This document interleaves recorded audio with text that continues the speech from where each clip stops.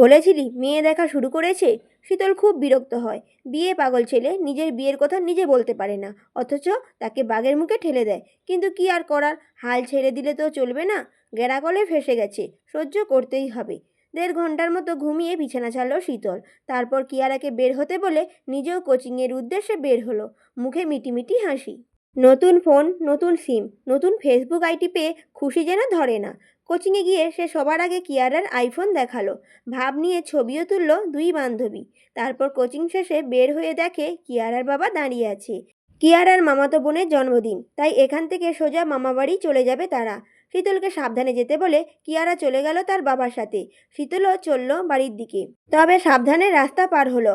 সামনের মোড়ে রিক্সা পাওয়া যাবে। সন্ধ্যাও ঘনিয়ে এসেছে প্রায়।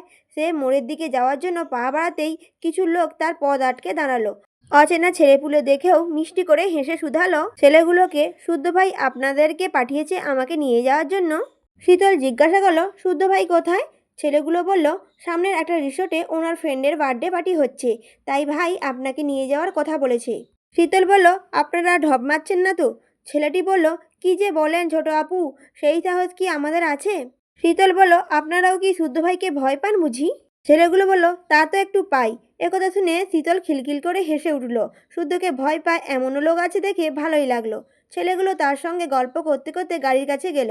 সামনে রাখা কালো গাড়িটার উঠতে ইশারা করে বলল, আপু আপনি একটু বসুন, আমরা এক্ষুনি আসছি। শীতল বলল, আচ্ছা ভাইয়া।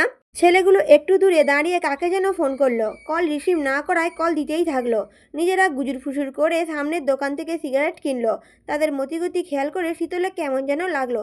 কোথাও নিয়ে গেলে সায়ন কিংবা শুদ্ধ নিজে নিয়ে যায়, কখনো বা কাউকে পাঠায় না, তাহলে আজ কেন? তাছাড়া তার জানা মতে শুদ্ধ দেশের বাইরে আছে। দেশের বাইরে থেকে কিভাবে বার্থডে পার্টি অ্যাটেন্ড করবে, এসব ভেবে তার মাথা ঘুরতে লাগলো। অজানা এক ভয়ে হাত পা কাঁপতে থাকলো। বিপদের আভাস পেয়ে ছেলেগুলোর দিকে নজর রেখে ডাটা অন করে কল দিল শুদ্ধর নাম্বারে। 3বারের বেলায় শুদ্ধ কল রিসিভ করতেই শীতল হড়বড় করে বলে উঠল, শুদ্ধ ভাই আপনি কি আমাকে নিয়ে যেতে লোক পাঠিয়েছেন? শুদ্ধ বলল, না তো, আমি কেন লোক পাঠাবো? শীতল বলল, তাহলে একদল ছেলে এসে আপনার নাম বলল, আপনি নাকি আমাকে নিয়ে যেতে পাঠিয়েছেন। শুদ্ধ বলল, তুই এখন কোথায় আছিস? শীতল বলল, একটা কালো গাড়িতে বসে আছি। শুদ্ধ বলল, চেনা নেই জানা নেই কার গাড়িতে উঠে বসেছিস? কেউ কিডন্যাপ করে নিয়ে যায়নি তো তোকে আবার? শীতল বলল, কিডন্যাপ? কিডন্যাপ করবে মানে? কি বলছেন এসব? এখন উপায়? আমি কি তাহলে কিডন্যাপ হয়ে গিয়েছি?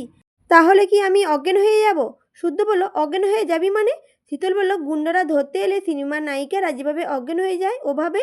শুদ্ধ বলল, এটা বাংলা সিনেমা পাসনি, পালা বেয়াদব, এক্ষুনি গাড়ির দরজা খুলে দৌড় দে। শীতল বলল, ওরা তো গাড়ির কাছে দাঁড়িয়ে আছে। শুদ্ধ বলল, যেভাবেই হোক তাদের চোখের ফাঁকি দিয়ে পালিয়ে যা। এতক্ষণ ব্যাপারটা সহজভাবে নিলেও এবার শীতলের ঘাম ছুটে গেল। শুদ্ধর কথা বলার ধরনই বলে দিচ্ছে সে মজা করছে না। লোকগুলোকে সে পাঠায়নি, অর্থাৎ পুনরায় নিজের বোকামি নিজেই ফেসে গেছে। কিন্তু এরা কারা? তাকেই বা কোথায় নিয়ে যেতে চায়? ভয়ে ভয়ে সে বলে বসল, শুদ্ধ ভাই ভয় লাগছে। শুদ্ধ বলল, ভয় নেই, গাড়ির জানালা দিয়ে দেখ আশেপাশে লোক আছে কিনা। যদি থাকে সেদিকে দৌড়ে যা, আমি ভাইয়াকে এক্ষুনি যেতে বলছি। শুদ্ধ চিন্তিত কণ্ঠস্বর। শীতলের ভয়ার্থ কণ্ঠস্বর শুনে তার বুকের ভেতর কেমন করে যেন মোচড় দিয়ে উঠেছে। কপাল বেয়ে সরু ঘাম ঝরতে শুরু করলো। তবুও শীতলকে স্বাভাবিক রাখতে বলেই গেল, শীতল, হ্যালো হ্যালো, আমার কথা শুনতে পাচ্ছিস? ফোন বন্ধ করিস না। যেভাবেই হোক ফোনটা যেন অন থাকে। প্রয়োজনে ফোন সাইলেন্ট করে সেদিনের মতো সেফ জোনে লুকিয়ে রাখ। একথা বলতে না বলতেই কয়েকজনের কথা শোনা গেল। বুঝলো শীতলের সঙ্গে হাতাহাতি হচ্ছে ওদের। শীতল সমানে চেঁচাচ্ছে, বাঁচাও শুদ্ধ ভাই, এরা সত্যি সত্যি আমাকে কিডন্যাপ করে নিয়ে যাচ্ছে। শুদ্ধ ভাই, এরা আমাকে। শীতলের পুরো কথাটা শোনা গেল না। এরপরই ফোনটা অফ হয়ে গেল। কোনোভাবেই না ফোনে কল ঢুকলো আর না লোকেশন ট্র্যাক করা গেল। সন্ধে 6:30। চলন্ত গাড়ির পেছনের সিটে মুখ ফুলিয়ে বসে আছে শীতল। মন খারাপ করে তাকিয়ে আছে বাইরের দিকে। গাড়িটা কোন দিকে যাচ্ছে বুঝতে পারছে না। আর না এই রাস্তা তার পরিচিত। সারাদিন পর অফিস ছুটির কারণ পথে ঘাটে জ্যাম বেঁধেছে। একটু পথ দিয়ে আবার জ্যামের কারণে বসতে হচ্ছে মিনিটের পর মিনিট। জ্যাম দেখে চিৎকার করারও পায়তারা নেই। চিৎকার জুড়তে পারে এই ভেবে ছেলেগুলো শীতলের চোখ হাত মুখ বেঁধে দিয়েছে। কর্কশ স্বরে শাসিয়ে গিয়েছে যেন শব্দ না করে। গাড়িতে গান চলছে যাতে শীতলের গোঙানোর শব্দ ভুলেও বাইরে না যায়। পেছনের সিটও অন্ধকার করে রাখা। গাড়ির গ্লাস তুলে দেওয়ার বোঝার উপায় নেই, জলজ্যান্ত একটা মেয়েকে তারা কিডন্যাপ করে নিয়ে যাচ্ছে। কিডন্যাপ হচ্ছে জেনে শীতল প্রথম প্রথম ভয় পেলেও এখন আর ভয় পাচ্ছে না, বরং রাগ হচ্ছে। মন চাচ্ছে নিজেকে থাপড়াতে। মোট কথা, সে এরকম বোকামি করলো কিভাবে? নিজের পায়ে হেঁটে এসে গাড়িতে বসে যেসব চিন্তা করলো সে আগে কেন করলো না? কেন ভাবলো না বাইরের পৃথিবীটা জঞ্জালে ভরা, বেশিরভাগই নারী খেকো হায়না। এদিকে তার ফোনটা কেড়ে নিয়েছে ছেলেগুলো। কিন্তু কারা এরা? কোথায় নিয়ে যাচ্ছে তাকে? এসবের পেছনে কেই আছে? সে তাদের গোপন শত্রু? কি উদ্দেশ্য তার? তাকে মেরে ফেলবে, নাকি তার গায়ে কলঙ্কের বিশ্রীকালি লেপটানো তার উদ্দেশ্য? তাছাড়া আজকাল নাকি দলে দলে কিডনি চোর বের হয়েছে, অল্প বয়সী ছেলে মেয়ে ধরে নিয়ে গিয়ে কিডনি কেড়ে নিচ্ছে। আচ্ছা, তারও কি তাই করবে নাকি? যদি করে, টাকার ভাগ তাকে দিবে নাকি পুরোটা নিয়ে নিবে? যদি দেয় তো ভালো, নয়তো কেস করবে। সেও বদমাশগুলোর নামে মামলা ঠুকে দেবে। আর্মির মেয়ের কিডনি কারার স্বাদ জন্মের মতো ঘুচিয়ে দেবে। আর্মির শব্দটা স্মরণ হতেই বাবার কথা মনে পড়ে গেল তার। ফুপিয়ে ফুপিয়ে কাঁদতে লাগলো সে। কাঁদতে কাঁদতে কান্নার গতি বেড়ে গেল। হঠাৎ তাকে কাঁদতে দেখে ছেলেগুলো একে অপরের মুখ চাহাচাহি করলো। তাদের কাছে খবর আছে, এই মেয়ে দেখতে ভোলা ভালা হলেও বহুত চালাক। শয়তানি বুদ্ধি তার রন্ধ্রে রন্ধ্রে। তাই ভুলেও এই অভিনয়ে গলা যাবে না। না আবেগ দেখে মায়া করা যাবে। কেঁদে মরে গেলেও সান্ত্বনা দেওয়া যাবে না, কারণ কথার চক্করে ফেলে গোপন তথ্য নিয়ে নিতে পারে। একথা ভেবে তারা কেউ কথা বাড়ালো না, বরং নিজেরা নিজেরা গল্প করতে লাগলো। তারপর জ্যাম ছুটলে গাড়ি ছুটল নির্জন রাস্তার পথে। এই রাস্তায় কেউ নেই দেখে শীতল মুখ চোখ খুলে দেওয়া হলো। ছাড়া পেয়ে এসে উঠে বসলো। আশেপাশে তাকিয়ে বোঝার চেষ্টা করলো গাড়ি কোন দিকে যাচ্ছে। কিন্তু অন্ধকার জনমানব শূন্য রাস্তায় দেখে ভয়ে চুপসে গেল। তাকে ভয় পেতে দেখে একটা ছেলে খ্যাক খ্যাক করে হেসে বলল, কিছু খাবেন আপু? শীতল বলল, আপনাদের বসের নাম কি? ছেলেটি বলল, জানি না। শীতল বলল, যার হয়ে কাজ করছেন তার নাম জানেন না? ছেলেটি বলল, না, টাকার বিনিময়ে কাজ করি, টাকা পেলে আর কোনো কিছু জানার আগ্রহ থাকে না। শীতল বলল, আপনাদের স্যারকে ফোন দিয়ে বলুন আমি কথা বলবো। ছেলেটি বলল, জায়গা মতো পৌঁছাই, শুধু কথা না, অনেক কিছু করতে পারবেন। একথা বলে ছেলেটা শব্দ করে হাসতে লাগলো। তার হাসি দেখে হাসতে লাগলো সঙ্গের ছেলেগুলো। শীতল চোয়াল শক্ত করে তাকিয়ে রইল। মনে মনে কয়েক দফা গালি বর্ষণ করে চুপ করে বসে রইল। কাঁদতে লাগলো নীরবে, নিঃশব্দে। কাঁদতে কাঁদতে কেন জানি তার বড়ইয়ের আচারের কথা মনে পড়ল। ভাবলো, এদের হাতে মারা গেলে আর আচার খাওয়া হবে না তার। বড় আম্মুর বানানো আচার সায়ন ভাই একা খেয়ে নেবে। সায়ন ভাই আবার আচার পাগল। মেয়ে মানুষের মতো বাটি বাটি আচার খাইছে। আচ্ছা, সায়ন ভাইয়ের যখন বিয়ে হবে, তার বউয়ের বাচ্চা হবে, তখন সায়ন ভাই কি তার বউয়ের আচারে ভাগ বসাবে? কেড়ে কুড়ে নিজেই খেয়ে নেবে, নাকি মুখ ভর্তি আচার নিয়ে বলবে, বুঝলি শীতল, বাপ হচ্ছি, মুখে রুচি টুচি নেই, তাই আচার খাচ্ছি। একথা ভেবে খিলখিল করে হেসে উঠল শীতল। ছেলেগুলো কথা থামিয়ে ঘুরে তাকালো তার দিকে। অদ্ভুত তো, মেয়েটার গায়ে জিন আছে নাকি? এই হাসছে, এই কাঁদছে। শীতল সিটে হেলান দিয়ে বসে কিছু ভাবল। জিভ দিয়ে ঠোঁট ভিজিয়ে ভ্রু কুঁচকে একে একে সব ছেলেগুলোকে গুনে দেখল। মোট 5 জন আছে গাড়িতে। একজন একটু পর পর কার সাথে যেন ফোনে কথা বলছে। একবার তার ছবি তুলে কাকে যেন পাঠালো সে। কয়েক মিনিটের মধ্যে পুনরায় কল এসে ছেলেটি রিসিভ করলো। তারপর বলে উঠল ছেলেটি, ফেরির দিকে যাচ্ছি স্যার। তাহলে গাড়ি ঘোরাবো? গোডাউন কুমিল্লায়? জি জি, তাহলে কুমিল্লার দিকে এগোচ্ছি আমরা। শীতল তাদের কথা শুনল। মস্তিষ্কে ধাক্কা দিল নানান চিন্তা। এদেরকে বিশ্বাস করে ভুল করে ফেলেছে। যেভাবেই হোক গাড়ি থামানোর ব্যবস্থা করতে হবে। বুদ্ধি খাটিয়ে শুদ্ধ সায়ন নয়তো বাবাকে একটু ক্লু পাঠাতে হবে। তার আগে কথা বলে এদের মাথা খেতে হবে। ভয় পেলে চলবে না, বরং ভয় পেলে এরা লাই পাবে, মজা লুটবে। একথা ভেবে সে মন খারাপ দূর করে ঠোঁটে হাসি ফুটালো। এরপর কণ্ঠে মধু ঠেলে মিষ্টি করে ডাকলো, ভাইজান। পাশে বসা ছেলেটি তাকালো। সে আবার কানে কম শোনে। মেয়ে মানুষের মিনমিনে সুরের কথা বোঝেও কম। না বুঝলে পুনরায় জিগাতে ইগোতে লাগে, বাঁধে। যতই হোক পুরুষ মানুষ বলে কথা, আত্মসম্মানবোধ থাকা জরুরি। শীতল তাকে কিছু বলছে বুঝতে পেরে সে পাশের জনকে গুঁতো মারল। ইশারা করলো পাশে তাকাতে। পাশের জন সবে মুখে পানি নিচ্ছিল পান করার জন্য। হঠাৎই পেটে গুঁতো লাগায় মুখের পানি বের হয়ে গেল। সে বিরক্ত হয়ে তাকালো কম শোনা ছেলেটির দিকে। তাকাতে তাকাতে দেখে ছেলেটা দাঁত বের করে হেসে শীতলকে দেখালো। ছেলেটার দৃষ্টি যেন বলে দিল শীতলের উপর খুব বিরক্ত। 2 থাপ্পড় দিতে পারলে শান্তি পেত। মেয়েটার চোখ মুখ খুলে দেওয়া হয়েছে, তবে আগের, অথচ মেয়েটা না কাঁদছে আর না চিৎকার করছে। চিৎকার করা অজুহাতে মারধর করা যেত, কিন্তু সে তা করছে না। বরং তাকে দেখে মনে হচ্ছে পিকনিকে যাচ্ছে সে। ভীষণ খুশি। তাকে রাগী দৃষ্টিতে তাকাতে থেকে শীতল পুনরায় ডাকলো। এবার ছেলেটি কর্কশ শব্দে জবাব দিল, কি তা হয়েছে?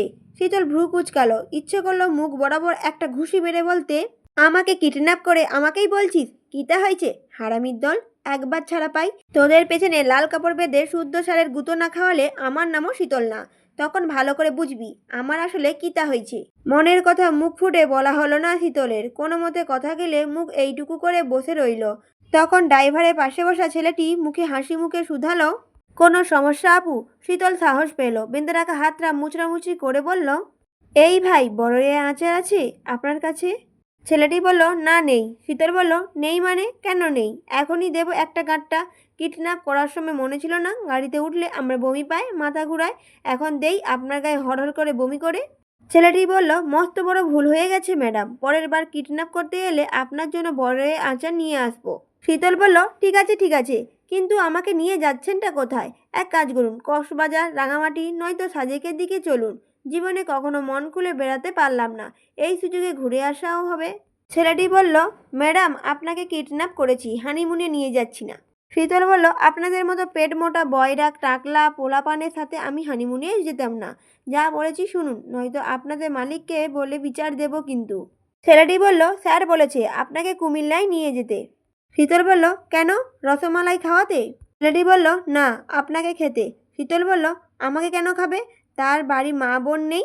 গিয়ে তাদের খাক, অন্যের বোনের দিকে নজর কেন?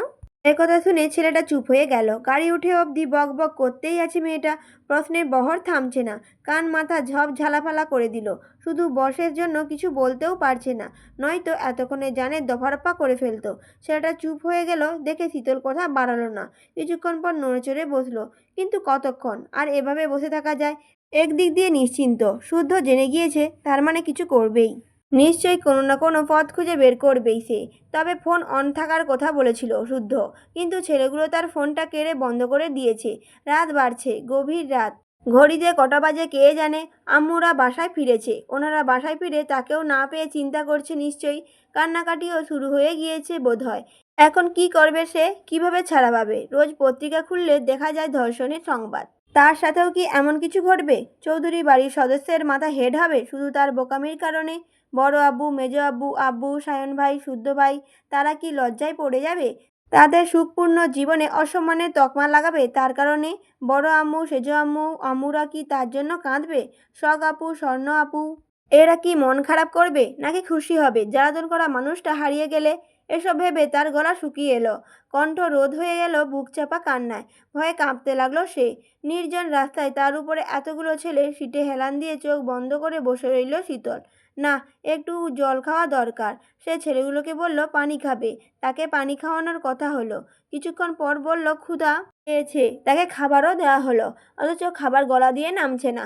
মানুষ ভয় পেলে কিংবা টেনশন করলে বুঝি এমনই হয়? ফোনটা এখনও বন্ধ হয়ে পড়ে আছে। শীতল জানা মতে ফোন বন্ধ থাকলে লোকেশন ট্র্যাক করা যায় না, লোকেশন ট্র্যাক না করলে তার খোঁজ করতে পারবে না শুদ্ধ। তাই মনে মনে কিছু একটা ভেবে বলল, এভাবে সময় কাটছে না, ফোনটা দিলে রিলস দেখতে সময় কাটতো। একথা শুনে অতিষ্ঠ হয়ে একজন বলে বসলো, চুপ। একথা বলে সজোরে থাপ্পড় বসিয়ে দিল দুই গালে।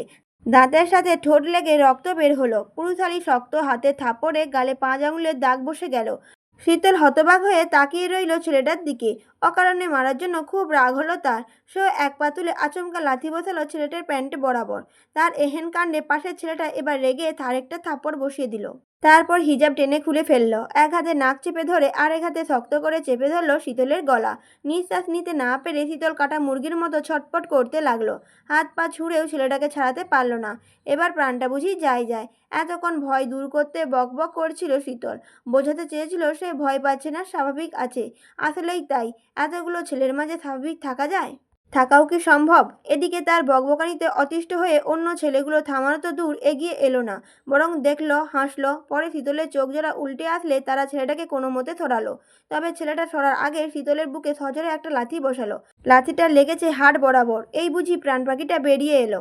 জন্মের পর ফুলের টোকাও না পড়া মেয়েটার অসহ্য যন্ত্রণায় গুমড়ে উঠল। তার হাত পাও ধীরে ধীরে শীতল হয়ে এলো। চোখে নামলো গাঢ় অন্ধকার, কানে বাজলো প্রাণপ্রিয় বাবার আদুরে ডাক, মা শীতল, কই তুমি মা? শীতল ছোট থেকে অতিরিক্ত চঞ্চল, বাচাল, দুষ্টি বুদ্ধির অধিকারিণী। তবে সে চঞ্চল যতই হোক, দুষ্টুমি করুক, কেউ তাকে এভাবে মারেনি। তারাপদ চৌধুরীর কারণে মারার সাহসও করেনি। শুধু মাঝে মাঝে মার খেত শুদ্ধর হাতে, তাও আবার অপকর্মের কারণে। এই জন্য শুদ্ধকে পাষাণ উপাধি দিয়েছে। তবে আজ বুঝল শুদ্ধ ভাই মারলেও রয়ে সয়ে সহ্য করার ক্ষমতা বুঝেই মারত। আর এরা, তবে বলতেই হয় শুদ্ধ ভাই আর এদের মারের মধ্যে অনেক তফাৎ, আকাশ পাতাল তফাৎ। শীতল জ্ঞান হারালো। অচেতন শীতলের মাথাটা ঠেকলো গাড়ির কাঁচের সাথে। হঠাৎ গাড়ির ব্রেক কয় আবার গিয়ে ধাক্কা খেলো সামনের সিটে।